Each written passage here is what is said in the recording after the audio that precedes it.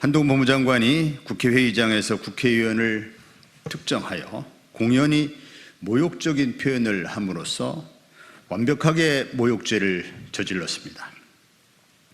한동훈 장관이 무슨 근거로 저를 향해 직업적 음모론자라는 망언을 했는지 모르겠습니다.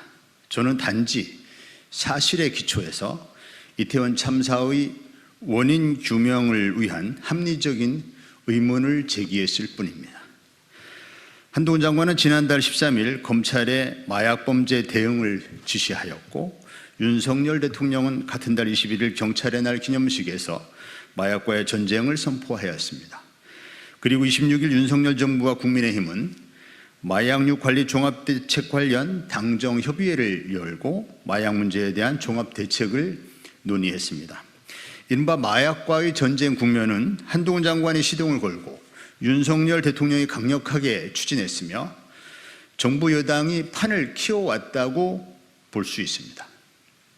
고물가, 고금리, 고환율로 어려움을 겪고 있는 국민을 위한 민생을 위해서는 무엇 하나 뚜렷한 대책을 내놓은 게 없으면서 중대하고 긴급한 사안도 아닌 마약 문제에 대해 범정부 차원에서 총력을 경주해서 대응하려 했던 이유가 무엇입니까? 취임하자마자 곤두박질 치는 지지율 하락 국면을 타개하기 위해 국민의 관심을 다른 곳으로 돌리기 위한 정치적인 목적으로 밖에 의심하지 않을 수 없습니다. 대통령의 의지는 공직사회 전체의 정책 우선순위를 바꿉니다. 윤석열 대통령은 마약 단속에 강력한 의지를 밝혀왔고, 이에 따라 경찰은 마약 단속에 성과를 내는 것에 업무 우선순위를 둘 수밖에 없었습니다.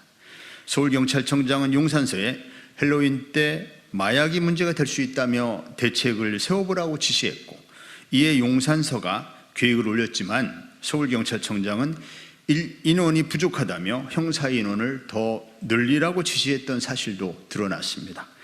최초 용산서가 계획한 형사 인원은 16명이었지만 9명이 늘어났고, 서울청 마약범죄수사대 12명과 인접소 3개팀 13명이 추가돼 총 50명이 마약 수사에 동원됐습니다.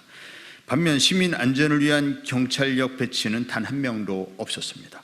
서울경찰청장도 이태원 참사 당일 마약 단속에 상당한 비중을 둔 것은 사실이라고 시인했습니다. 가장 중시해야 할 시민의 생명과 안전은 뒷전으로 밀려난 것 아닌가 하는 의문이 제기될 수 있음은 너무나 당연한 지적입니다. 절대로 일어나서는 안 될 대형 참사가 발생하게 된 원인을 다각도로 그리고 심층적으로 분석하는 것은 국회의원의 당연한 직무입니다. 이 같은 국회의원의 활동에 대해 행정부 소속 국무위원이 국회 회의장에서 공개적으로 모욕적인 발언을 함부로 쏟아내는 것은 국회의 존재를 무시하는 반헌법적, 반민주적 태도입니다. 참사의 진상을 규명하기 위해 상식적인 의문을 제기하는 국회의원을 모욕하는 것은 행정부를 견제하는 국회 활동을 부정하려는 비상식적인 발언이며 삼권 분립 정신을 훼손하는 망언입니다. 더구나 한동훈 장관은 예결위 답변에서 제가 한동훈 장관을 이태원 참사의 배후이자 주범으로 모는 내용의 발언을 했다고까지 주장했습니다. 명백한 허위사실임을 분명히 밝혀둡니다. 저는 그런 주장을 한 사실이 없습니다. 다만 한동훈 장관이 마약과의 전쟁 분위기를 선제적으로 만들었다고 했을 뿐입니다. 참사의 배후니 주범이라는 내용을 얘기한 적이 없습니다. 오히려 한 장관 스스로 마약과의 전쟁 이번 참사의 원인 중 하나라고 스스로 도둑이 제발저린 격이 아닌지 묻고 싶습니다.